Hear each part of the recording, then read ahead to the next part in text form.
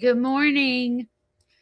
How are y'all? I've been watching what y'all are saying. I was watching who was here, and it's a Monday morning for me. I did not want to get up. I'm tired. And I didn't get up till like 6:15. So I hadn't even finished my second cup of coffee. So I'm kind of slow today. I'm kind of like in slow motion because I'm really tired. Taking my glasses off. So if you're just following me or watching me on replay, when I take my glasses off, I become blind. So the chat is for y'all. If you're new to my channel, I do, and you have, and you're, I know it's hard to comment when you're on TV. Um, Actually, I think it's hard. I think you have to be on your cell phone to comment. You can't comment. I don't know. To be honest, I don't watch that way. I watch on my phone. So it means a lot when you comment.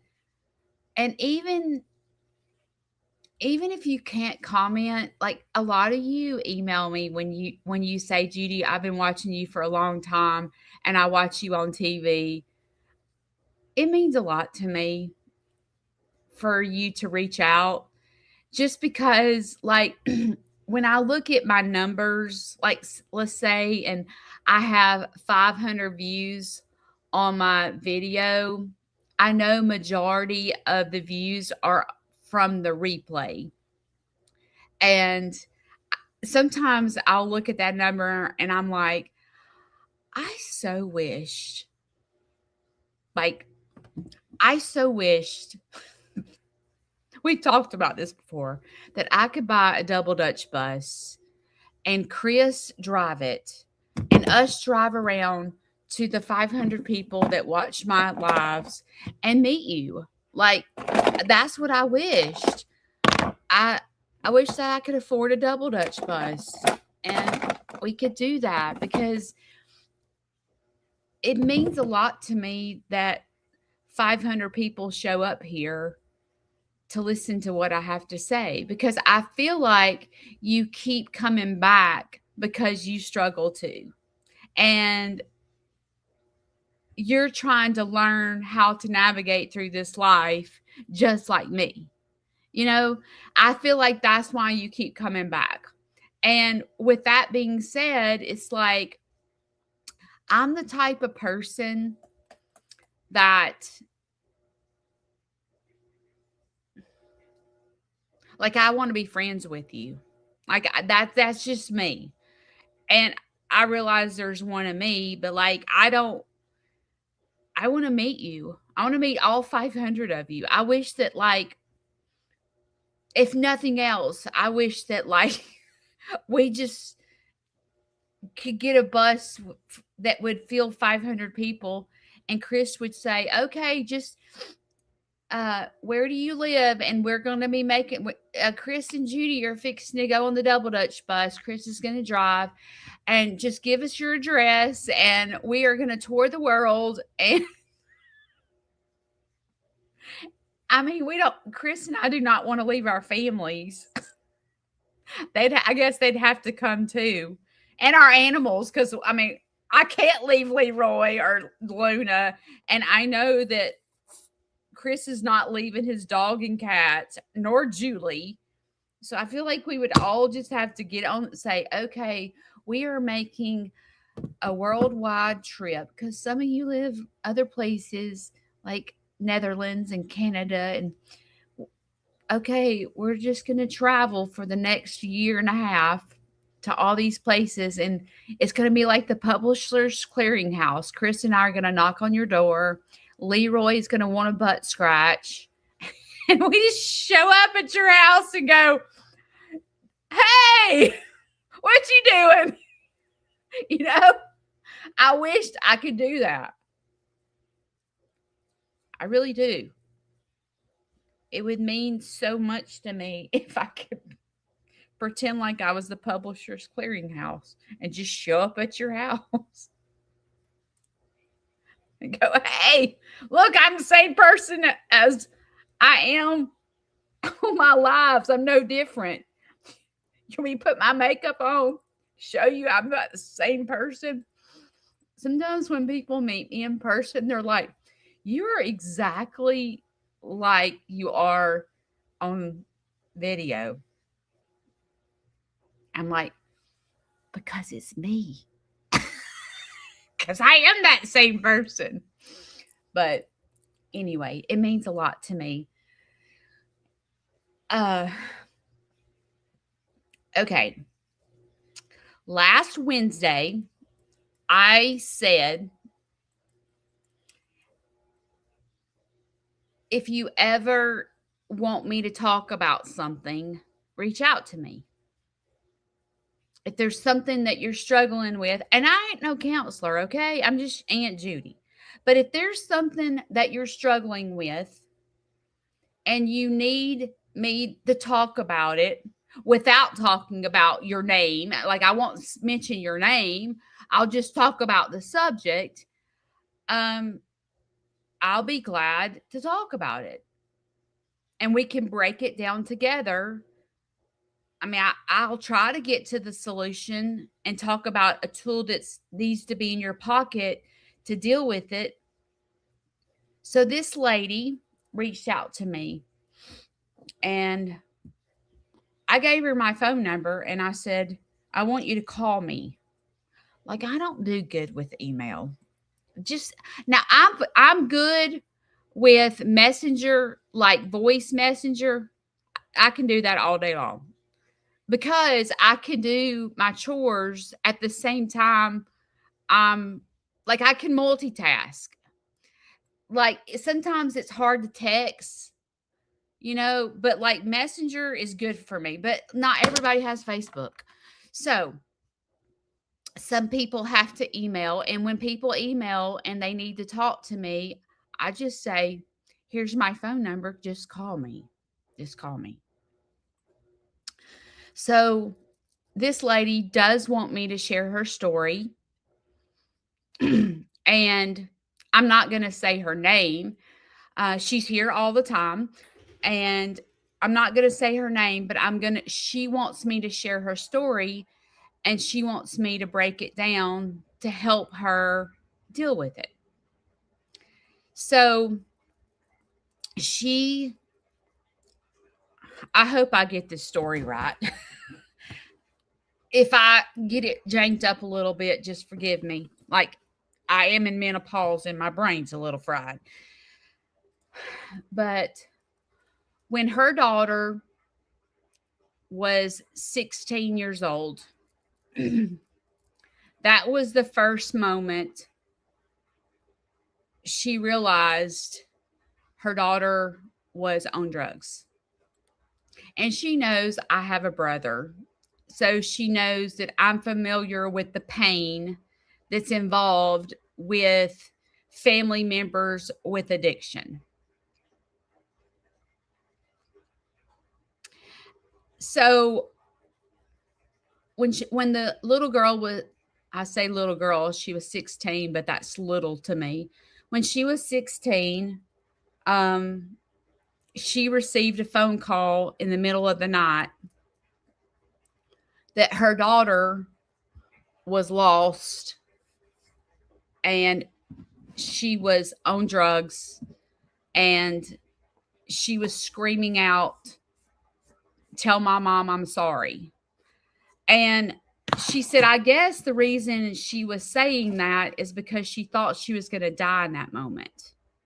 Because she said when a man was driving by and saw her in the middle of the road and stopped the car because it was like 2 or 3 o'clock in the morning, and the little girl was out there by herself, and the little girl was spending the night with a friend. I hope I get this story right. The little girl was spending the night with a friend, and she got out of the house and she was messed up, and this car was going to work because he had to be at work early in the morning, and he found the little girl in the middle of the road. And he said, can I help you? And the little girl was just, I guess, fried out of her brain. And she was just saying, tell my mom and dad that I'm sorry. So the man said, let me call your parents. And so she said they got her daughter's cell phone and they called in the middle of the night and said, "Hey, your daughter is out here and she's messed up on drugs. She needs help." So she said her husband said, "You stay here," because her husband said, she told me her husband knew that she wouldn't be able to handle it. So her husband said, "Let me go get her."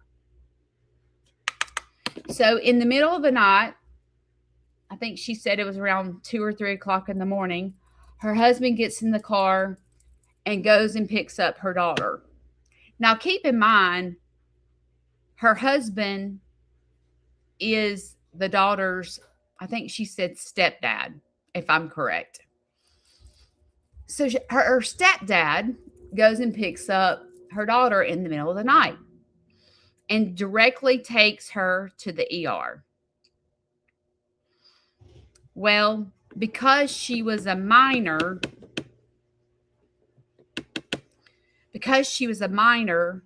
they transferred her by ambulance to a children's hospital in a psych unit because there were drugs involved. And she said at the time, me and my husband, which is the little girl's stepdad, they were having problems. So she had a lot of stress, not only with dealing with her daughter with addiction, but also the fact that her and her husband were having marital problems. So I can't remember if she told me that her husband called her daughter's dad or if she did. But anyway, the real dad came to the hospital and she was telling me how it was such a struggle. We must have been on the phone for like 2 hours talking. And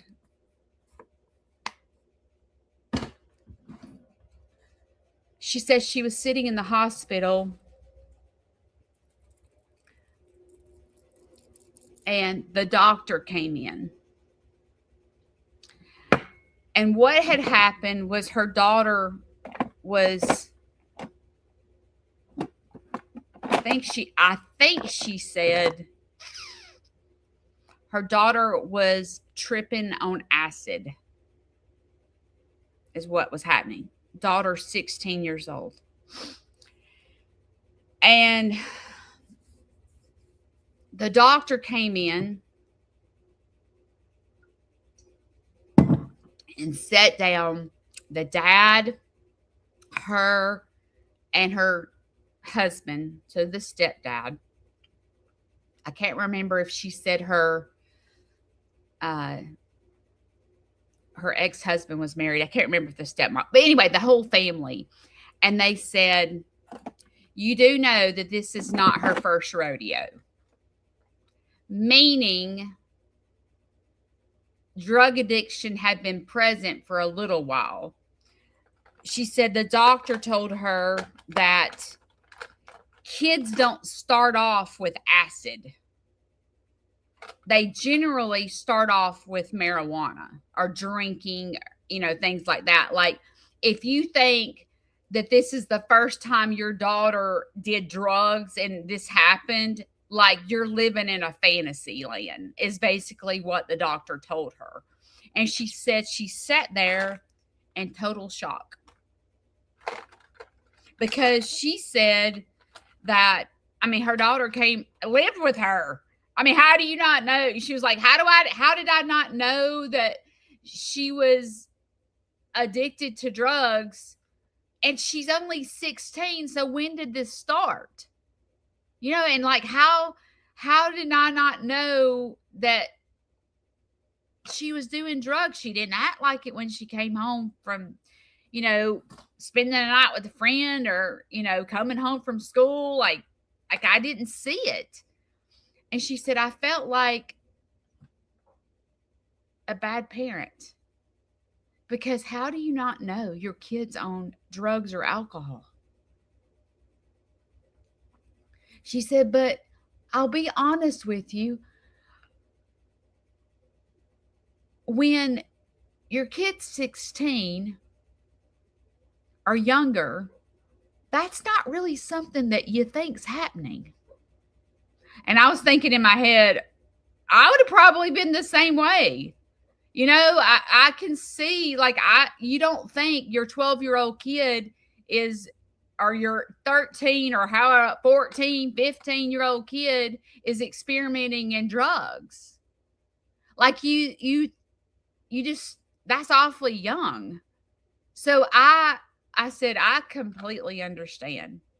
Like, I can see where, unless they just,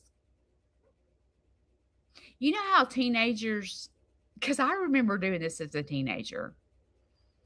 You come in and you go straight to your room, you know? And usually, because teenagers are not into their parents, right? Like, we're dumb. And so I could see where she would miss that because kids come in at midnight, or I don't know what time they come in at 16. I don't remember. Let's say 10 o'clock. They come in at 10 o'clock at night. That's their curfew. And they go straight to their room. So I told her, I said, first of all, because she was beating herself up for not noticing that her child has been high. And I said, don't beat yourself up, because kids know how to hide it. They go straight to their bedroom. They literally had a good time. Yeah, good. I'm tired, and they go straight to their room, and then they sleep, and you don't know. And she said that she started her daughter in counseling because she knew that she needed some type of assistance, because she didn't know if this was just a teenager being a teenager. And I would say in my head, if I was a guessing person, I would say in that moment, she probably didn't really know what she was dealing with, because teenagers will be teenagers. Teenagers get influenced. Teenagers, sometimes experience drinking or drugs, like, because they get influenced, or that's just what teenage years. If you're a mom, you probably can vouch with this lady that teenage years are the hardest ever to get through, because it's like they turn 16, they get in the car, and they all of a sudden, all the rules that you taught them their entire life literally go out the window, and they become their own person. And when they do things that are not the way they taught, you're sitting there going, my kid is making these decisions. And like she said, me and my husband, his stepfather, we do not drink. We go to church. Like, there's no drugs in the house. We've never had drug addiction. Like, where did this come from? And I was like, I do remember my kids being teenagers. And I remember, all the stuff that you're talking about. Like, I get it. Well, that was when the kid was her daughter was 16 years old. Well, she's thinking that her daughter's going to grow out of it. Like, she's going to go to counseling. Like, my daughter is not doing that. I'm sending her to counseling, and she's getting it together. So they determined that her daughter was ADHD. and they put her on ADHD medicine to try to, because her doctor said that untreated ADHD, they have to learn how to deal with all the hyperness, and they sometimes go to drugs because of the hyperactivity and stuff like that. So her daughter continued to cancel, but she's thinking in her head that this is just a teenage year and they're going to grow out of it like every other kid. Most kids go through, it's kind of like, like when your kids go off to college, you're like, oh God, they're going to go to parties. Like they're going to go through this, be careful. When your kid goes off to college, you know how college kids do stupid things and they party and they get drunk and they do, that's just, and a parent, when they send their kid off to college, you have this knot in your stomach going, make right decisions. Make right decisions. If you flunk out of school, you're coming home. Like you make all those threats, I'm talking about. If you have a kid that went to college, you know what I'm talking about. College sometimes becomes party town. So as her daughter graduated and went off to college, the fear was there. Because from the time she was 16 till she graduated college, this girl was battling problems. And the mom was doing everything in her power, putting her in counseling, giving her on ADHD, going, do we need to do a diagnosis to figure out what's causing this to happen? So then let's see if I get the story right. She said she went off to college and all these things started happening. Like stories started happening. And what was so good, she said what was so crazy is her daughter was doing good in college. So it wasn't like her daughter flunked out of college and came home because she was making wrong decisions or partying or whatever. Her daughter was doing good in school. But there was obvious addiction followed her to college. And she said, I was hoping that she would grow out of this. And now we're 16 doing it. And now we're in college doing it. And so her daughter graduated college and she was so proud of her. And she graduated college and she's thinking, okay, now she's going to get a real career and all this craziness will stop. Well, when she got out of college, she started applying for jobs, she said. And guess what? She was failing drug tests. So she couldn't get a job. And she was like, Judy, I did not know what to do. I said, what did you do? And she said, well, I moved her back home and told her she had to get clean to get a job. And she said, so she moved back home from college. And she said that her daughter wanted to get clean. And she was, standing beside her because she wanted to get clean, because she wanted to work in the field that she graduated in. So she's thinking she's learned her lesson. She's learned that in order to get a job, she's going to have to pass a drug test. So she said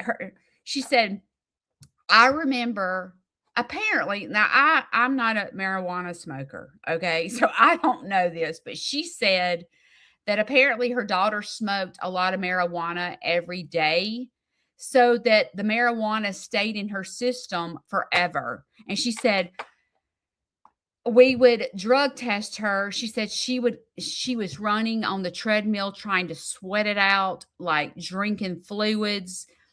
and she wasn't smoking marijuana because she was around her. Like everything was like, and she said, a month had passed. She lived with me nonstop in my sight, pretty much nonstop, and was still failing drug tests. That is how much marijuana was in her system. And I thought, God, I mean, of course, I'm not a smoker, so I don't know how that works. I don't know how long it takes to get out of your system and all that. She said, but then she ended up in the middle of all this having to get her wisdom teeth cut out. So I think if she had graduated from college, how I'm trying to think how old her daughter would have been. Wait, you graduate like 18? I don't know. Let's just say in her 20s. I don't know how old her daughter was. And if I know you're watching me right now, the lady that told me this story, and if I'm getting it wrong, just bear with me. I'm trying to remember all that you told me. So anyway, her daughter ended up having to get her wisdom teeth taken out. Well, as well as you know, with getting wisdom teeth taken out, they give you pain medicine because it's painful. So she had the pain medicine sitting on the counter, and giving it to her daughter as needed because it's painful. And she said, I went in there one day to the kitchen or wherever, the bathroom, wherever the bottle was, and she noticed that there was a lot of pain pills missing. So she said, I went to my daughter and I said, what have you done? And her daughter admitted to taking all the pain pills. So she said, I said, what did you do? She said, I slapped her in the car and took her to the ER. I said, I'd have probably done the same. I probably would have done the same thing. She goes, I didn't know if she's going to die. Like, I didn't know how many exactly she had taken. So she took her to the ER and she called her daughter's dad and said, meet me there. So they were sitting in the ER and she said, Judy, I didn't know what was going to happen. She said, but my ex-husband was sitting there yelling at me the whole time, saying it was my fault that my daughter had taken all these pills because I left the pill bottle out, knowing she's an addict. I said, and she said, I was sitting there bawling my eyes out because I was getting blamed for my daughter taking the pills.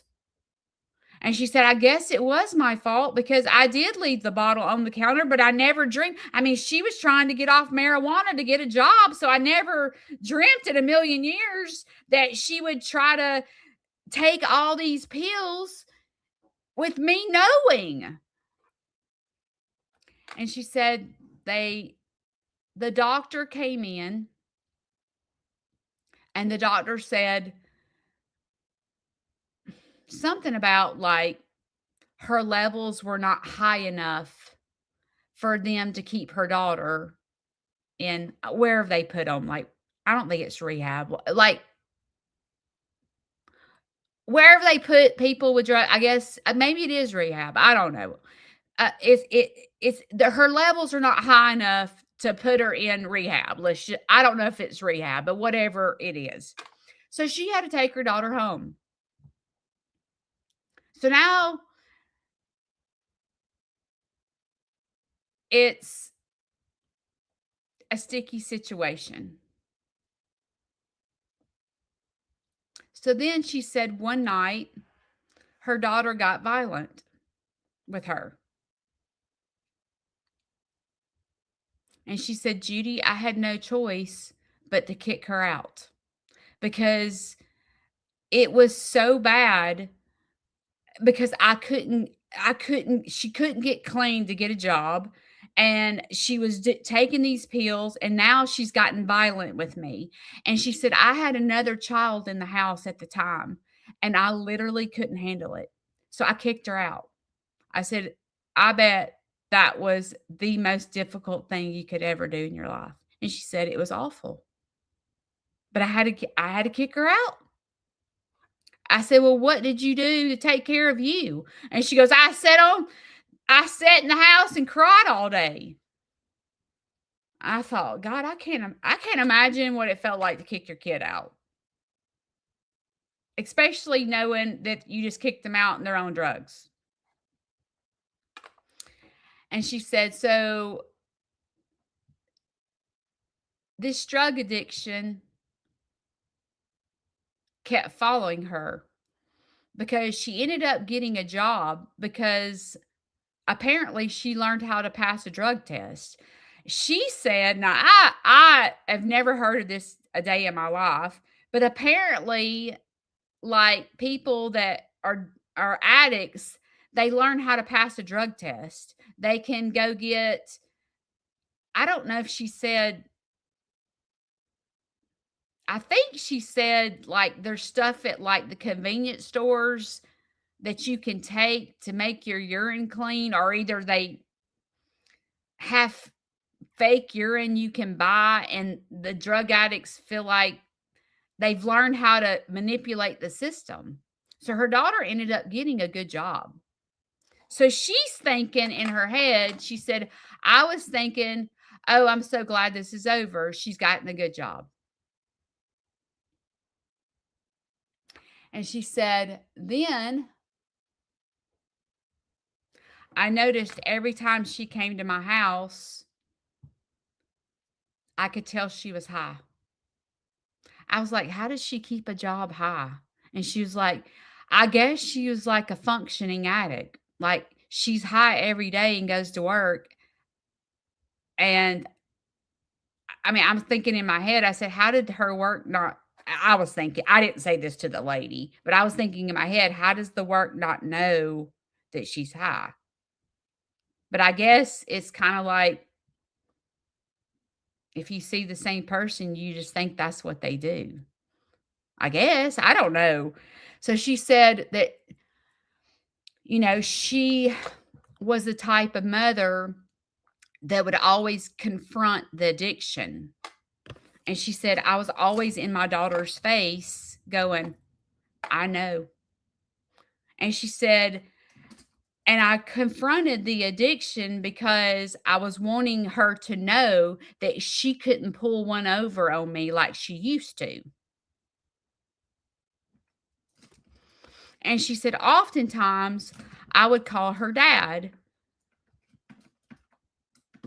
for help, going, hey, she came over for Thanksgiving and literally passed out on the couch till 10 o'clock at night. Like things are not good. Because she said it was like her dad was like oblivious. Like, why can I see things that her dad can't see? And I told her, now this is just my opinion, but I feel like God gives moms a special gift. You can't pull one over on your mom. Like you know how they say that mom have eyes in the back of their head? A mom knows. I think God gives us this special gift. And it's like you can pull one over on your dad, but you can't your mom. And I told her I feel that same way. I feel the same way she felt. So her ex-husband was not very supportive of this situation. He would just tell her she was crazy. Like, just you're exaggerating, uh you're I can't remember what she said, something about they were just constantly at each other's throat over this. Like, I guess blaming each other, and they weren't co-parenting very well. Well, at this point,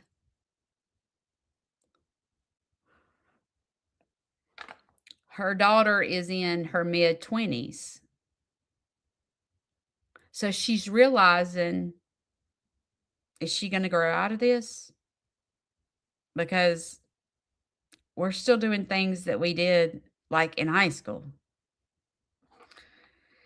So one day she received a phone call from her daughter.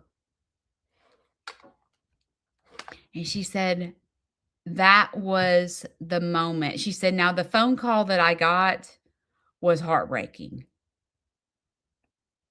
She said, I literally was in my front yard. I think she said she was watering her flowers or something. And she got the phone call from her daughter and it said, I'm on heroin. I'm in trouble. I've stolen and drug dealers are after me. And she said, Judy, my heart fell to my feet. But it fell to my feet because, first of all, I didn't realize we were dealing with heroin. But second of all, it was almost like a relief that I was right and my ex-husband's an idiot. But what am I going to do? Is what I was thinking. So the only thing I knew to tell her is you're going to rehab. So I said, well, what did you do? And she goes, well, as a mom, the first thing I did was get on the phone and try to find a rehab. And she said, I was having a hard time finding somewhere to place her. And I thought, God, the rehabs are that full. And she said, it took me 2 weeks to get her a hospital bed to go through detox because she told me that she wasn't allowed to go to sober living until she went through detox because she has to be sober to go into sober living. I said, well, what made you choose like the facility that you chose? She goes, well, I chose somewhere local because the insurance would not pay to go out of state. So she said, I had to sit here for 2 weeks waiting for this hospital bed. And my daughter just went to work every day until the hospital bed came available. And she said, finally, I got the call, the hospital bed is available. So I called my daughter and said, get to the hospital. So she had consequences. She said she had to tell her work that she had to do a leave of absence. I said, did she tell her the truth? And she said, I told her she had to. So she went on a leave of absence. And finally, this little girl went and got a hospital bed and started her recovery. So she went through detox and she went to sober living. Well,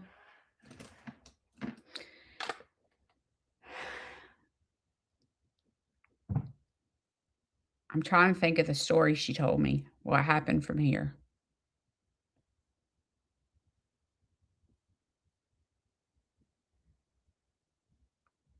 You see why we talked on the phone for 2 hours because it was a long story.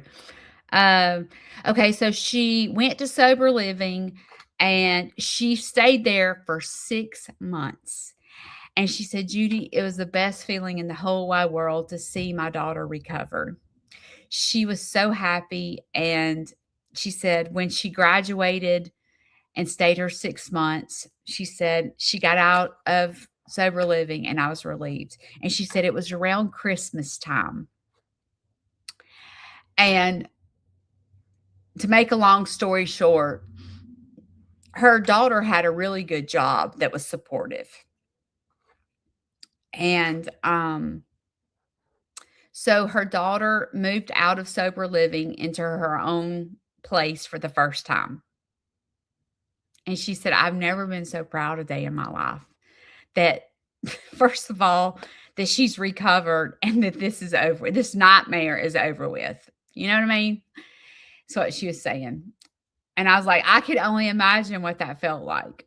And she said, well, because she was sober and because she had sobriety under her belt, she wanted to have Christmas at her house. And I said, what did that feel like? And she said, Judy, as I drove to her house, I had the biggest smile on my face. And I said, well, did your whole family, come to her house? And she said, well, it was all her brothers and sisters and, like her family. And so, when she walked up to the door to knock on the door with a big smile on her face to open the door, she said, as I opened the door, it smelled like a freaking skunk house. I said, skunk? She said, skunk. I said, why? And she said, Judy, that's what weed smells like. I said, oh, what did you do? And she said, I thought this nightmare is not ending. I said, did you go in the house? And she said, I did because my whole entire family was coming over to the house. I said, were you like, what did people say when they walked in the house and the house smelled like skunk? I mean, did they know what was going on or did they think there was a family of skunks in the backyard? And she said,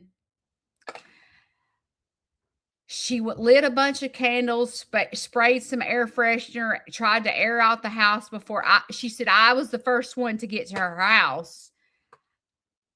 And she said, I was furious. But I had to slap a smile on my face and pretend like nothing was happening because I didn't want to bring up the subject of she just got out of sober living and we're using again. I felt so sorry for her. As I was sitting here listening to this story, I thought, God, I ain't no counselor. Well, how am I going to help her? I don't know. I was thinking, and I'm listening to this story. And so she goes on to tell me that she left that house and said, I will never go back to her house. I said, what did you do? And she said, well, I forgot to tell you that while she was in rehab, that Al-Anon that you talk about all the time on your lives. I said, yeah. She said, they made me go to Al-Anon. I said, did you like it as much as I liked it? And she said, it helped me a lot. I said, it helped me a lot too with my brother. It did. So she said, I called my sponsor and I said, what do I do? So she said, I worked with my sponsor on how to deal with the fact that now my daughter is 25 years old, still doing the same thing. So I realized that this wasn't a teenage stage or this wasn't a college phase. Like, this is like the real stuff. I said, what did that feel like? And she said, as a mother, I felt so heartbroken. She said, it's like, as a mother, we think we can fix anything. Like when our kids are sick, we fix it. And she said, I can't fix this and I don't know what to do. She's like, and I was sitting there going, do I just walk away from her and never talk to her again? Like, what do I do? So my sponsor just kind of worked with me on how to deal with it. She said, then she met this guy. And I thought, and she said, this guy was not an addict. And I said, yeah. And she said, my daughter started like trying to change. And I was like, "Please tell me she recovered." And she said they ended up getting married, buying a house, and she said, "I thought everything was going good." And she said they ended up having a baby. And I thought, finally, finally. She said, finally, this nightmare is over.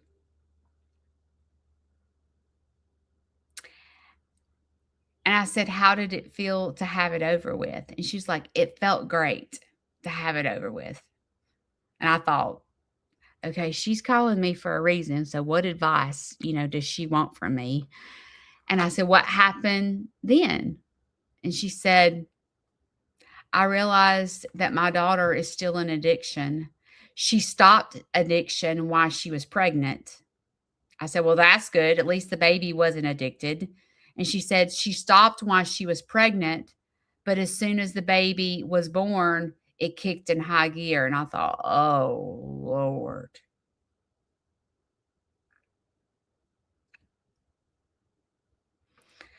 And I said, okay, I don't know if I can bear to hear this story anymore, is what I was thinking in my head. I said, what do you need from me? I've never walked in your shoes. So, I have with other family members, but I've never walked in your shoes. So tell me, what do you need me to help you with? What is it? Like, I don't have all the answers, but she's like, I need you to help me to dance.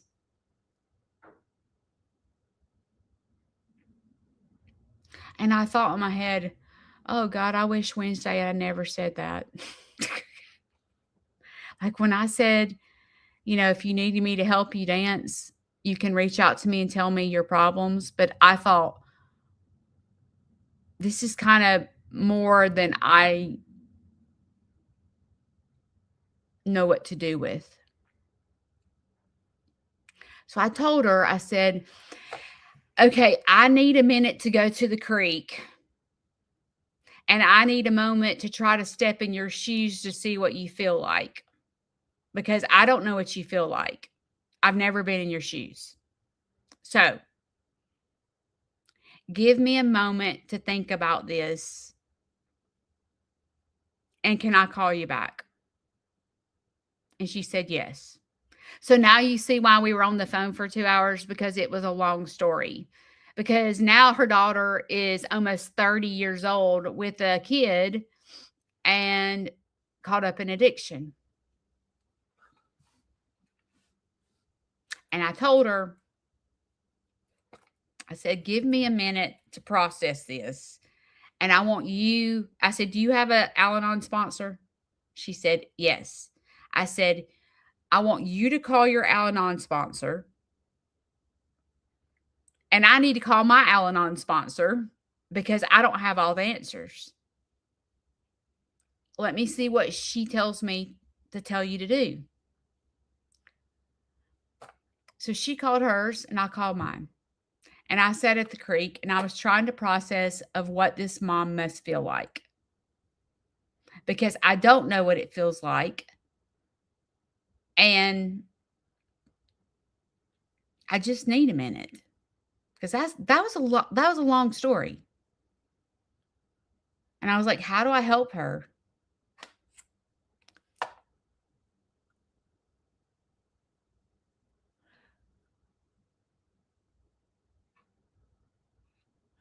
So I called my Al Anon sponsor and I said, listen, this lady's an Al Anon. So how do I help her?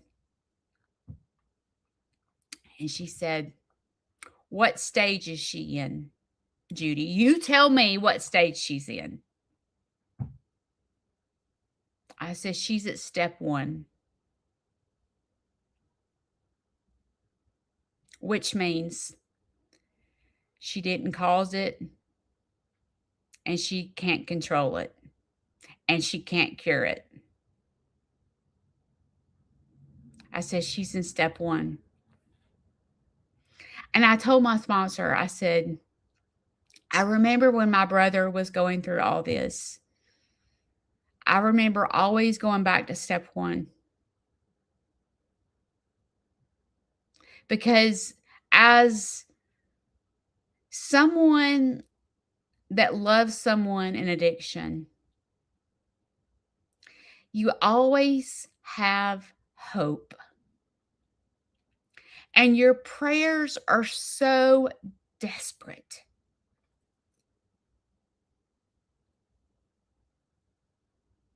Your prayers are like, please, Lord, change my brother. Like, like it's I don't know what it feels like to be in her shoes, but I know what it feels like to have a family member. I said, she's in step one. And she said, well, she already has a sponsor, because my Al Anon sponsor has been trying to talk to me about being a sponsor, which means that people with family members with addiction come to me for the 12 steps, and I walk them through the 12 steps. With my sponsor, I went through the program for 2.5 years, and I'm still working it because it doesn't go away. So I called her back and I said, okay, you've worked your 12 steps. Tell me what step you're in. And she said the same thing I said. She said, I'm in step one. I didn't cause it. I can't control it. And I can't cure it. I said, it's a desperate feeling, isn't it? It's a hard place to be in when it's your loved one, because you'll do whatever it takes to cure them. You tell me, because you go to the meetings and you're like, in the beginning, when you go to the meetings, I remember when I went for my dad was an alcoholic, and I have other family members that are in addiction. And I can remember going, you tell me what to do, and I will do whatever I need to do to fix this. I am a fixer. I will talk to them. I will say whatever I need to say to them. I will run away from them. I'll kick them out of the house. I will do whatever it takes to cure them. I will play hardball. I will not, I will do everything. I'll go stick them in rehab. I will do whatever it takes to fix them. And then when you walk in that meeting, they're like, you can't. And you feel pissed. Like, I came here for help. I came here for you to tell me what to do to fix them. And where I don't know what it's like to have a kid, I can only imagine, it's hard enough for it to be your father, your mother, your aunt, your uncle, but in my head, when it's your child, it's a whole nother ball game.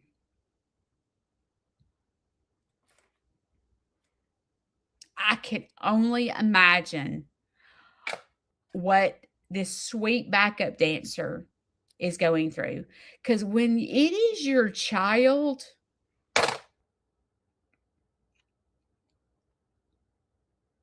I can walk away from my brother. I mean, it hurts like heck. Don't get me wrong. It hurts like heck that it's my brother. It's my baby brother. But if you're a mom right now, I want you to get in this backup dancer's shoes and imagine if it was your child.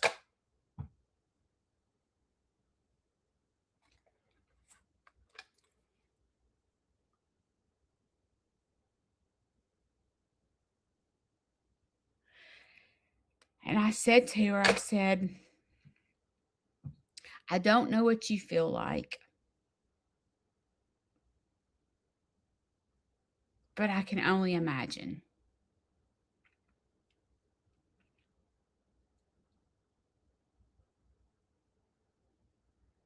And I know what it's like to be the daughter. I know what it's like to be the niece. I know what it's like to be the sister. I know. But when it's a child, I do feel like you're in a whole nother ballpark. Even I know what it's like to be a wife. My first husband died of addiction. But I feel like when it's your child, you're in a whole different league than you are when it's your spouse, your dad, your mom, your aunt, your uncle, your cousin, what your best friend. Like I feel like you're in a whole different ballpark. So I am sitting here trying to get myself in her shoes to try to help her dance. And when I tell her what step she's in and says, I'm in step one, it doesn't feel good to be in step one because you're looking for a cure, especially, I think, when it's your child. Tell me what to do to fix this nightmare. I'm scared to death, is what I feel like she feels like. I was trying to like physically step into her shoes and see what it feels like when it's your child. And the tears, I'm at the creek, and the tears are rolling down my face, trying to imagine what this poor mom feels like.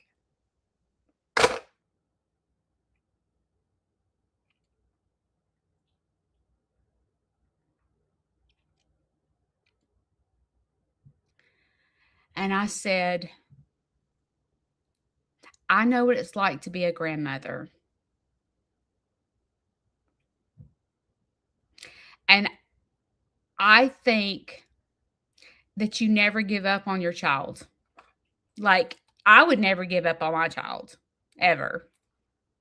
But sometimes never giving up is not participating in the activity. Like pretending like nothing's wrong or pretending like that they've recovered by themselves or whatever. I don't know. Like sometimes for me, like I remember when they talked to me about loving from a distance. I remember how hard it was to try to block that family of mine. And I would get my cell phone and I'm like, I just got to block them all. They're toxic to me. I've got to block, and I would block every one of them. And I'd be like, I got to get them out of my life. It is causing chaos. I am in knots all the time. They're threatening me. Like I've just got to block them and get them out of my life. And I would do it. I'd block them. And I'd feel relieved. And then like a month later, I'd unblock them.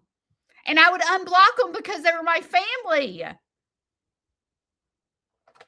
And then I'd get caught up in the chaos all over again. So I can only imagine trying to block your child and love them from a distance and not like, what does that even mean to love your child from a distance? Like, how do you love your child from a distance? Like your brother, your dad, like all that, you can try. But it was hard for me to do it with my brother. I can't imagine what it's like to try to love from a distance from your daughter.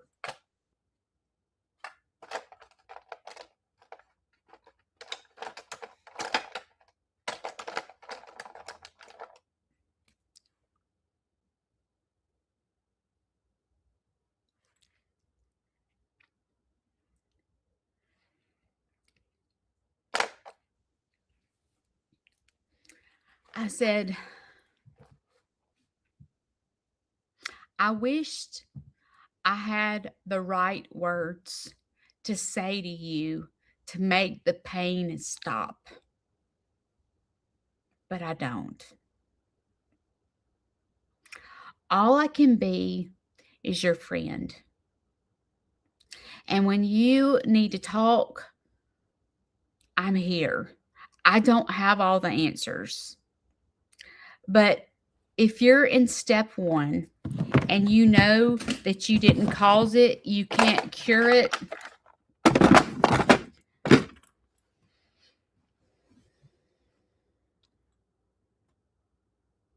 you have a grandbaby.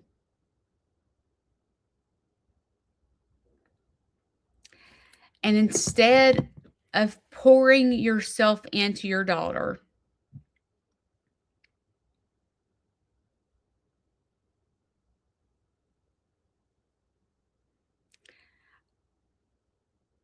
I feel like you're going to need to let your daughter hit rock bottom. Now, let me explain something about rock bottom. I remember when my brother started, I was like thinking in my head, he's got to hit rock bottom. And I remember saying, like when my sister-in-law left him, I was like, oh, because his family was very important to him. I was like, oh, as soon as my sister-in-law divorces him, he's gonna flip out. He's gonna hit rock bottom. And they got a divorce, and that wasn't rock bottom. And I was like, wow. And then I remember going, if my brother loses his business that he has built, this is a $2 million business. If my brother loses, and this was my dad's business, this was my family business. My brother took over. My brother was very successful. I'm like, if he loses this business, oh, this is rock bottom for him. It wasn't. So he lost his family, and that wasn't rock bottom. He lost his $2 million business, and that wasn't rock bottom for him. And I thought, oh, if he goes to jail, this is rock bottom.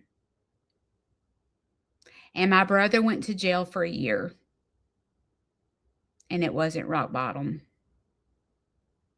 My brother, I said, oh, well, when he gets kicked out and gets homeless, it'll be rock bottom from him. It wasn't rock bottom. And I'm like, what the crap is rock bottom? Like, I mean, for me, I'm like, so you lose your family, you lose your business, your job, you go to jail. Now you have a criminal record that is like a million miles long. You have court costs and all these attorney fees. You have an ankle monitor. You have nowhere to live. You're living on the streets, and that's not rock bottom. I hate to tell you, but that's not how addiction works. It's a very sad disease. And I've watched my brother go through every bit of this. I haven't seen my brother in 8 or 9 years. My brother hates my guts because, you ready for this? My stepson gave me a shirt that says Thompson because he works at Thompson High School. And he gave me a Thompson shirt to wear to his game because he's a coach. And I wore the Thompson shirt to his game. And I took a selfie because I was so proud of my stepson for being a coach. And I posted it. And my brother saw a picture of me with a Thompson shirt on. and he got paranoid and decided that I was in with some guy named Bobby Thompson, and I was in this I was in this conspiracy. Sneed's Farmhouse is in a conspiracy with Bobby Thompson, and this corruption in his brain thinks that I had on this Thompson shirt because I am in a conspiracy with Sneed's Farmhouse and Bill, whatever his name was, somebody Thompson, Bobby Thompson, and I was trying to be in this conspiracy. So my brother's not spoke with me in 8 years over that.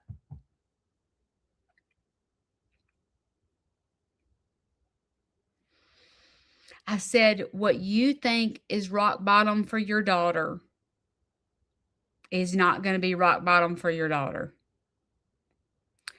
And I have friends that have watched their kids. As a matter of fact, I have a friend, she is in her 90s. She has lost 2 kids to addiction and had to raise her grandkid. She lost 2 kids to addiction. Now, I personally don't know what it's like to be you. But your rock bottom and what you're praying for may not be their rock bottom. The best thing and the best advice I can give you to dance is run after your own recovery. Surround yourself with other mothers that are dealing with the same pain that you're feeling. Don't do it alone. Because for me, I have to do the same thing for my brother. Where I don't know what it's like to be you, it's like we are the same. But I have a brother, you have a daughter. I can only imagine the people that have multiple family members in addiction. And then you have to go slap a smile on your face and pretend like that you're not in the deepest pain there is. The best thing you can do for yourself is run after your own recovery and be a testimony to another mom. I have to be a testimony to other people that have dads in addiction, brothers in addiction. I don't know what it's like to have the son or daughter in addiction, but it's almost like it's the same thing. But I do feel like when it's your child, it's like a gazillion times worse. But running after your own recovery and telling your story.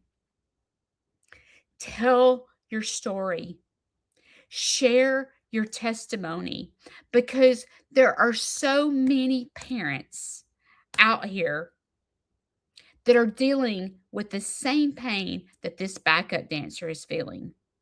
And I told her that. I said, I guarantee you there are many people that follow me that have the same pain that you have with your daughter.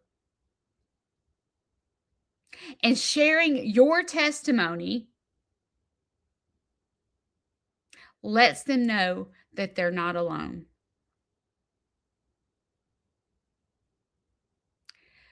Go on a mission to run after recovery yourself. The pain is real. Allow yourself at times to feel the pain, but don't get caught up in it. You have a granddaughter that needs you. She has a chance at life. Surround yourself with people that are on your team. Find your support system. Do not let people enter your life that are not your support system. That's my advice to you. So, Leanne, you have a choice today. You can sit it out, and I know the pain is real.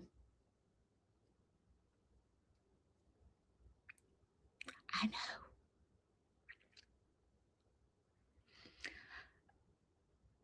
You can sit it out and let this kill you. And then you miss your chance at being a grandmother because you're letting this consume you. I feel your pain. But Leanne, you also have tools in your pocket to dance because you've been to Al Anon, you have a sponsor, and you have a friend in me. So, what are you going to do today? Are you going to sit it out? Or are you going to dance?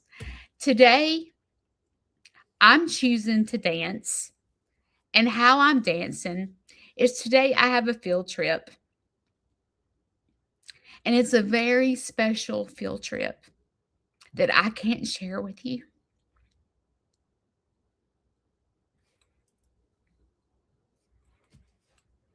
Leanne, you're not alone. The field trip that I have today is a free field trip of me giving back to my community. I love you, Leanne, and I hope you dance.